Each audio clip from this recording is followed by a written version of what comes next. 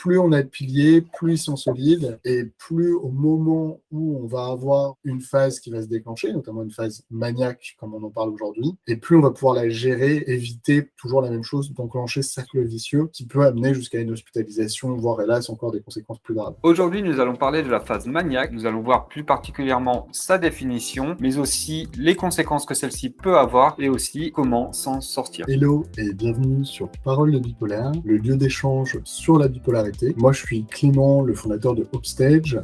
On accompagne les personnes bipolaires pour transformer la bipolarité en opportunité. Et moi, c'est Julien et j'accompagne les bipolaires à mieux vivre leur bipolarité au quotidien. Voyons donc aujourd'hui la phase maniaque, ses conséquences et les solutions pour en sortir. Super, long sujet et sujet intéressant. Comment est-ce que tu définis une phase maniaque, Julien? Alors, ma définition à moi, c'est le fait d'avoir une altération du comportement qui va être dans la sphère de l'excitation, qui va durer un certain temps, je crois que c'est au minimum une semaine, pour dire que c'est une phase maniaque, et en fait qui va souvent engendrer une hospitalisation, et dans tous les cas, ça va engendrer le fait que ça va être compliqué de vivre normalement, entre guillemets, au quotidien. Ouais, clairement, c'est une altération du comportement, une sorte d'état d'euphorie qui n'est pas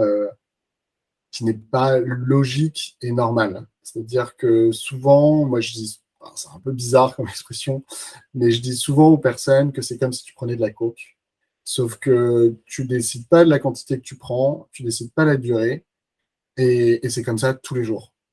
Donc, c'est comme si tu te prenais pour Superman et que tu avais super confiance en toi.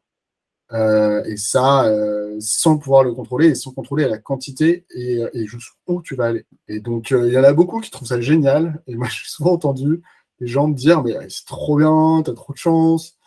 Et j'avoue que bon, c'est assez réducteur, en fait, parce qu'il y a beaucoup d'impacts et ça peut aussi avoir des impacts très négatifs. Bon, les gens qui disent ça, qui disent c'est génial, tu as un peu de chance, c'est plus dans la phase hypomaniaque, je dirais.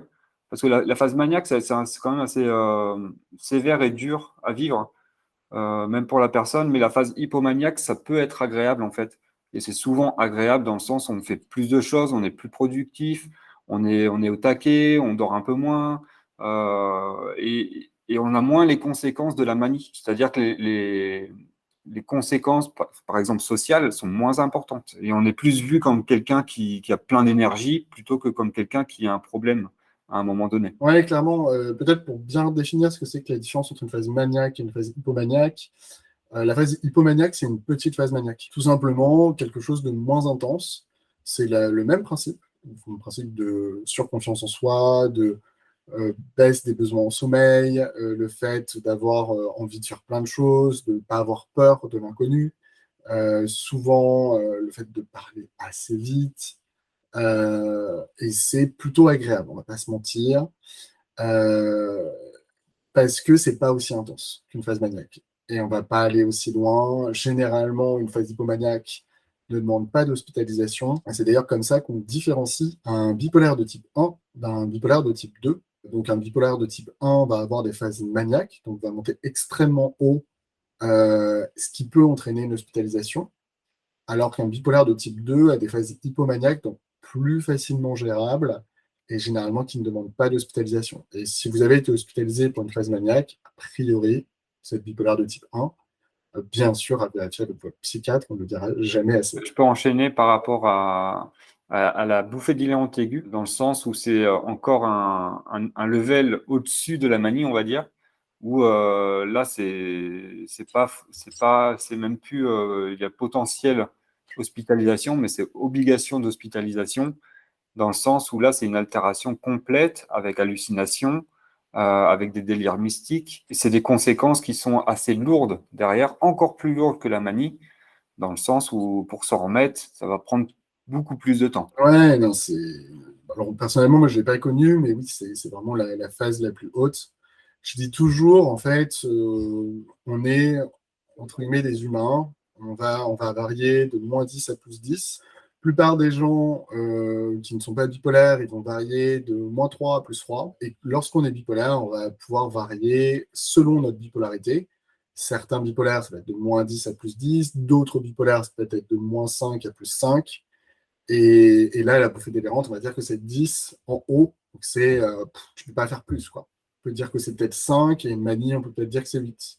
Après, si on doit un peu simplifier les choses, ce serait bien d'avoir une échelle, d'ailleurs, sur ces sujets. Moi, j'en ai fait une de bouffée délirante aiguë.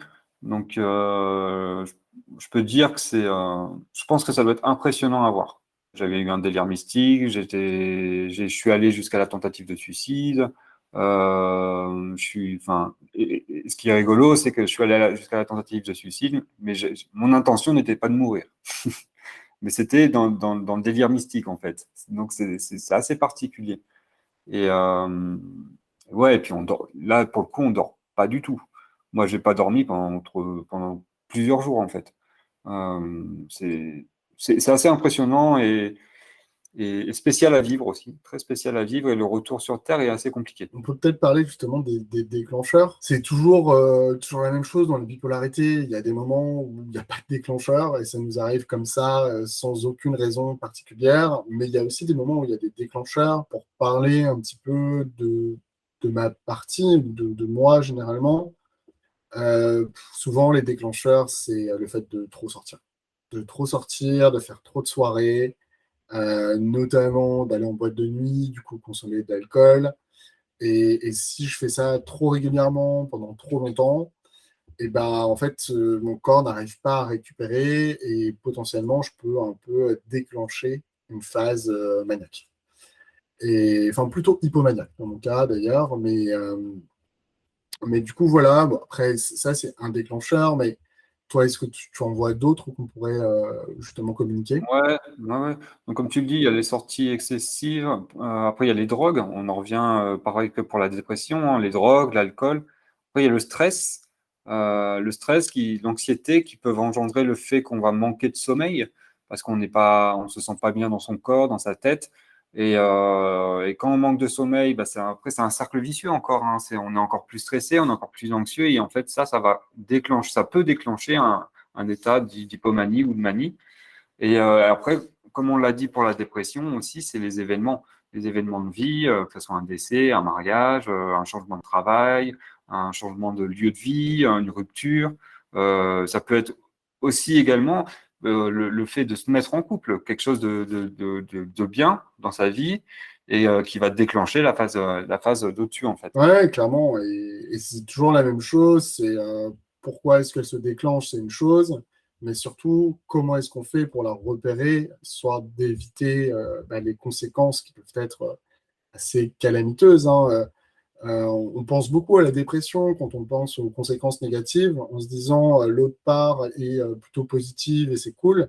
Mais hélas, il peut y avoir beaucoup de conséquences négatives à avoir une phase haute, donc une phase hypomaniaque ou maniaque. Je pense par exemple sur l'aspect sentimental, on va avoir plus tendance à être désinhibé au niveau de notre libido et potentiellement tromper la personne qu'on peut aimer. Et ça, c'est des choses, hélas, qui peuvent arriver. Après, je pense que chacun est différent et chacun arrive à manager à sa manière les choses. Mais ça, c'est quelque chose qui est possible et ça peut être une des conséquences d'une phase hypomaniaque. Du coup, ça a vraiment des conséquences dans la vie sociale, dans la vie professionnelle, sentimentale, personnelle.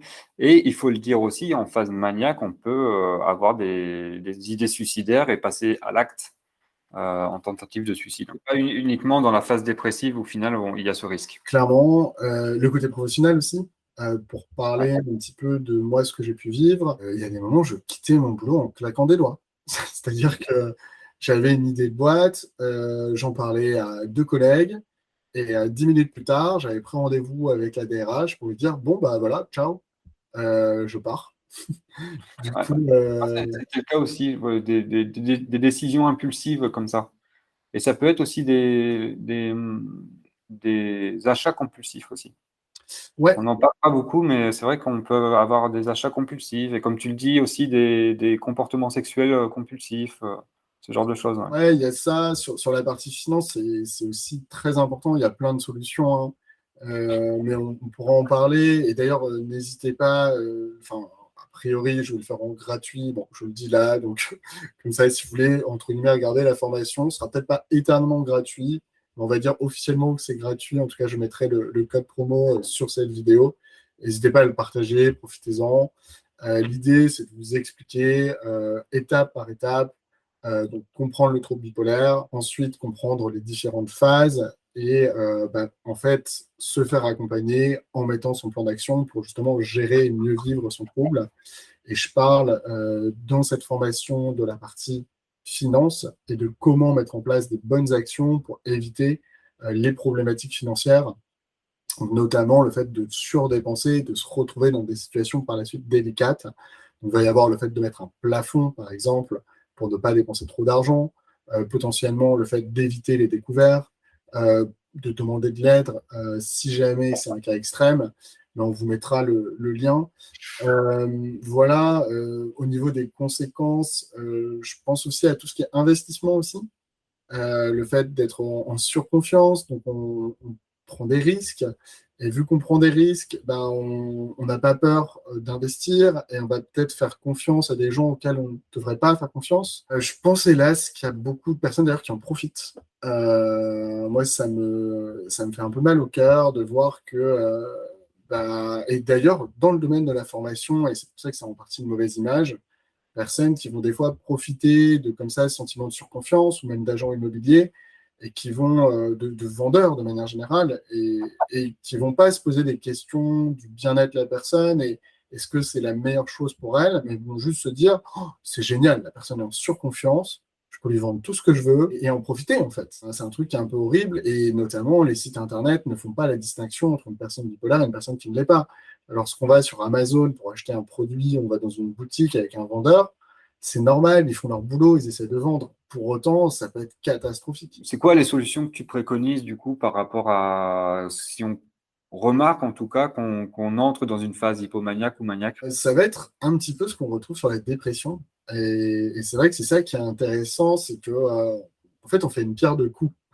Lorsqu'on travaille sa routine, lorsqu'on a une équipe qui prend soin de nous, lorsqu'on a des proches avec qui on a communiqué sur notre bipolarité et qui peuvent nous aider et nous prévenir, il y a déjà un boulot énorme qui est fait. Qu'est-ce que tu ajouterais, toi, de ton côté? Là où je pense que ça diffère de la dépression, c'est comme tu le disais tout à l'heure que ça s'applique sur toi, c'est de faire attention aux sollicitations, éviter de sortir trop finalement et d'éviter d'être trop stimulé au quotidien, ce qui peut vraiment enclencher une phase où on va être en euphorie, hypomanie, maniaque, quoi. Et c'est pas facile, hein, mais se poser la question de se dire, bah non, ce soir, je sors pas. De l'expliquer à ses potes, c'est pas toujours facile, hein. Bah là, ouais, je sens que je commence à être un petit peu en phase. Bah, en fait, les soirées que tu me proposes pour aller en boîte, bah non. Enfin, et même, si possible, ne m'en propose pas trop parce que j'ai pas envie d'être tenté pendant quelques jours. Et c'est jamais facile, mais la plupart des gens quand même comprennent et il faut juste leur expliquer et prendre le temps et faire un peu de la pédagogie.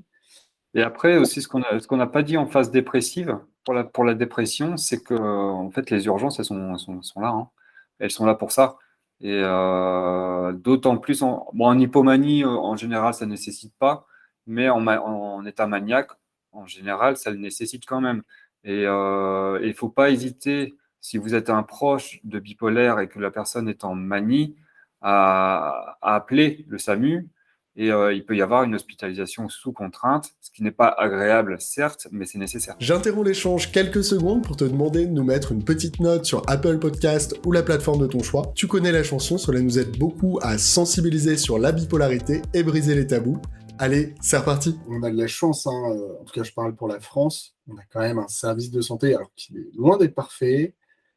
Pour autant, pour vous donner les chiffres, l'État français dépense 109 milliards d'euros par an sur la santé mentale et plus de 9,3 milliards d'euros par an uniquement sur le trouble bipolaire. Donc, c'est pas rien dans le budget. Et là-dessus, on a la chance de pouvoir se faire hospitaliser.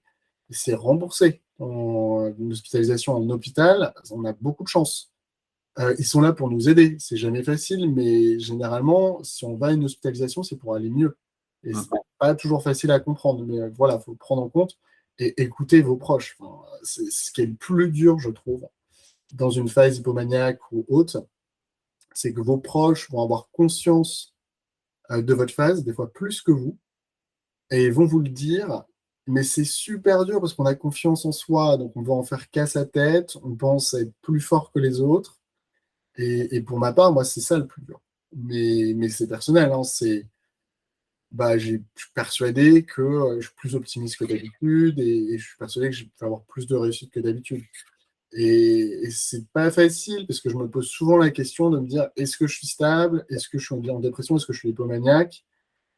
Et des fois, on n'a pas envie de le reconnaître ou des fois, on n'est pas sûr. Il y a le diagramme de l'humeur qui est intéressant sur le sujet. N'hésitez pas d'ailleurs à nous dire, vous, comment vous faites pour sortir de la manie et la détecter. Moi, je serais très curieux d'en savoir un peu plus. Et par rapport à un truc intéressant que tu as dit, c'est le côté qu'on a beaucoup de chance quand même par rapport aux hôpitaux, au système de santé qu'il y a en France. Ce serait intéressant, je ne sais pas si tu connais le tarif d'une journée ou d'une nuit en hôpital psychiatrique, hein, je Alors, parle. les chiffres sont divers en fonction que ce soit hôpitaux de jour ou en fonction des organismes.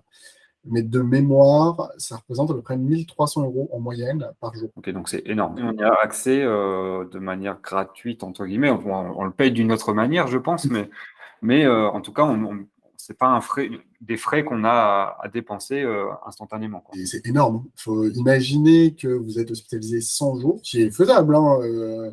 Ça veut dire que ça représente 103 000 €. Si vous devriez sortir ça de votre poche, enfin, pour ma part, c'est la fin.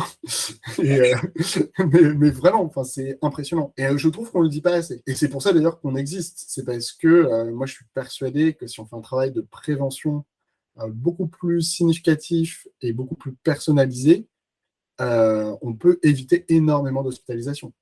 Et toutes les conséquences négatives qu'elles importent, alors, qui ne sont pas uniquement financières, qui sont surtout pour nous, en tant que bipolaires, parce que c'est toujours compliqué d'en sortir. Et donc, si on peut ne pas y aller, c'est tant mieux. Est-ce que tu peux nous parler du guide que tu as créé qui peut aider justement les personnes bipolaires? Exactement. Donc, on a créé ce guide qui est gratuit.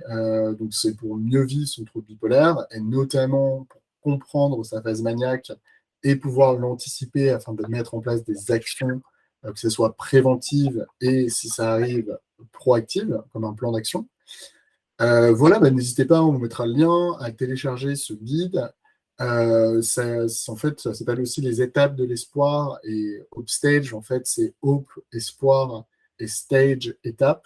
Donc, si on traduit, c'est les étapes de l'espoir. Et je suis vraiment persuadé qu'on a tous la chance de transformer notre bipolarité en opportunité. Et pour ça, il faut toujours avoir de l'espoir et mettre en place étape par étape des actions et en fait de se créer des piliers pour gérer ça. Et plus on a de piliers, plus ils sont solides, et plus au moment où on va avoir une phase qui va se déclencher, notamment une phase maniaque, comme on en parle aujourd'hui, et plus on va pouvoir la gérer et ne éviter toujours la même chose, d'enclencher ce cercle vicieux qui peut amener jusqu'à une hospitalisation, voire hélas encore des conséquences plus graves. On n'a pas trop parlé du sommeil, Julien, peut-être que tu peux nous en dire un peu plus sur le rythme de sommeil. Est-ce que tu as des conseils par rapport à ça? Ouais, clairement, je pense que alors, le sommeil est altéré, hein, qu'on est en hypomanie ou phase maniaque. En général, la grosse majorité du temps, on dort moins. On peut dormir 4 heures par nuit et se sentir super en forme toute la journée. Et ça pendant plusieurs jours. Ce que je recommanderais, c'est vraiment d'avoir des horaires le plus fixes possible et de dormir des durées les plus régulières possibles aussi. Donc, en gros, c'est ça. Et après, c'est de favoriser un bon sommeil. Donc, ça veut dire aussi pas d'alcool enfin, essayer de limiter l'alcool le soir, éviter les écrans le soir, manger plutôt léger, etc. Clairement, le sommeil est vraiment essentiel dans la gestion d'une phase haute. On peut parler aussi du sport, peut-être si tu veux en dire quelques mots, Julien. Ouais, par rapport à la phase maniaque et hypomaniaque, le sport est hyper important pour son hygiène de vie. Par contre, quand on est en phase hypomaniaque et maniaque, plutôt quand on est en phase maniaque, je pense qu'il faut faire attention à ne pas faire trop de sport parce que ça peut être un cercle vicieux dans le sens où on va faire de plus en plus et au final, on alimente la phase. Du coup, je pense qu'il faut être conscient déjà qu'on est dans une phase, ce qui n'est pas forcément évident, mais on peut s'aider de ses proches pour ça. Et après, mettre en place un frein, en fait, déterminer, tiens, par exemple, là, je décide d'aller courir. Bon, je prends toujours l'exemple de la course à pied parce que c'est mon truc, mais là, je décide d'aller courir, mais je ne cours pas plus de 45 minutes, 1 heure. Au lieu de me dire, tiens, là, au bout d'1 heure, j'ai encore la pêche, je vais courir 2 heures. Donc, c'est de se limiter dans sa pratique. Et je pense que c'est assez important dans le sens, pour éviter le cercle vicieux, hein. On en revient toujours à ça, c'est éviter le cercle vicieux et anticiper la progression de la phase maniaque. Et je pense que le sport, on en parle rarement assez. C'est un super truc pour gérer cette bipolarité. C'est gratuit. Les courir dehors, ça coûte 0 €. Donc, c'est quand même génial. Et vraiment, alors, c'est pas facile de recommencer si vous avez arrêté, mais je trouve que c'est vraiment un truc génial. Non, pour ma part, je propose de résumer un petit peu ce qu'on s'est dit aujourd'hui. Alors, on a parlé donc, de la phase maniaque. Donc, la phase maniaque, c'est le fait d'avoir des émotions plutôt de surconfiance, le fait, un petit peu, moi je parle d'être sous coke, donc d'être hyperactif, de parler vite, potentiellement arrogant, de penser qu'on sait tout. Il y a une vraie différence entre phase maniaque et hypomaniaque. Phase hypomaniaque, c'est donc une petite phase maniaque. Donc on va un peu moins loin, et c'est d'ailleurs comme ça qu'on peut différencier les différents types de bipolarité. Bipolarité type 1, généralement, on va avoir phase maniaque qui amène une hospitalisation, et ensuite bipolarité type 2, qui sont les deux types les plus communs, il y en a d'autres, hein. Il ne va pas y avoir d'hospitalisation pour une phase maniaque. Donc il y a des impacts qui sont très différents selon les personnes, selon le type de bipolarité, et la durée de ces phases, bien sûr, change. En France, c'est quelque chose d'assez commun. C'est hélas des dépenses qui sont assez significatives pour l'État. L'État dépense 9,3 milliards en coûts directs, donc ça sera plus sur la gestion des troubles bipolaires. Donc, il faut savoir quand même qu'il y a un énorme effort qui est fait pour accompagner. Donc, on peut, entre guillemets, les utiliser, c'est la chance qu'on a, pour éviter que ça s'empire. Parce que pourquoi est-ce que ça s'empire? Déjà, il faut bien qu'il y ait un déclencheur, et il y en a plein des déclencheurs. C'est des fois la faute à pas de chance, mais ça peut être aussi d'autres choses. Je parle souvent de la drogue, de l'alcool et autres. Ça va être le fait de ne pas respecter ses temps de sommeil et de ne pas assez dormir. Donc, généralement, l'insomnie qui peut s'enclencher et après amener encore plus de choses. Et puis, du stress, de l'anxiété. Peut-être des choses positives aussi. Des fois, il y a des événements positifs dans la vie qui fait qu'on est surexcité et qui peuvent être déclencheurs. Et tout ça peut amener des conséquences qui peuvent être assez gravissimes. De manière professionnelle, ça peut être le fait de démissionner sur un coup de tête, ça peut être d'avoir un comportement qu'on va regretter par la suite parce qu'on ne pensait pas vraiment ce qu'on disait et que c'était un peu notre maladie qui parlait à notre place. Et sentimentalement, personnellement, ça peut avoir un impact important, tout autant que la phase dépressive, en fait. Il ne faut vraiment pas l'oublier. Les conséquences sont importantes, mais des fois, on ne les comprend pas parce qu'on a une perception de la réalité qui fait qu'on est surconfiant. Donc, on ne se rend pas compte de ce qu'on fait. Et c'est ça qui est compliqué avec la phase haute. Contrairement à la phase maniaque, on a tendance à être surnégatif. Là, on est surpositif. Donc, c'est très important pour s'en sortir d'écouter ses proches. Parce que c'est pas toujours facile de savoir lorsqu'on est en phase haute. Il y a des solutions, bien sûr, qui existent, hein. Le journal intime, le diagramme de l'humeur. D'ailleurs, n'hésitez pas à nous dire, vous, comment vous faites pour savoir si vous êtes en phase. Et personnellement, moi, c'est aussi beaucoup mes proches. Ça va être quelqu'un qui va me dire, oula, attention, là, tu es probablement en phase haute. Attention. Et puis, moi, de l'écouter et de prendre conscience de ça. Et pour ça, donc, de réduire les sollicitations, de réduire les sorties, de consommer moins d'alcool, de mieux dormir, d'avoir un rythme plus fixe, l'hygiène de vie, bien sûr le sport, attention à ne pas aller dans des extrêmes non plus, sur tout ce qu'on peut faire. Et puis, faire attention aussi pour repérer, peut-être regarder ses finances. Ça peut être aussi un autre truc. Voilà, on sera ravis si vous pouvez liker tout simplement ce qu'on fait, vous mettre une petite note, et je vous dis à très bientôt dans le prochain épisode. Ciao! Pour trouver toutes les informations autour de la bipolarité, je vous donne rendez-vous sur notre site internet hopestage.com, hopestage.com, Et je vous dis à très bientôt.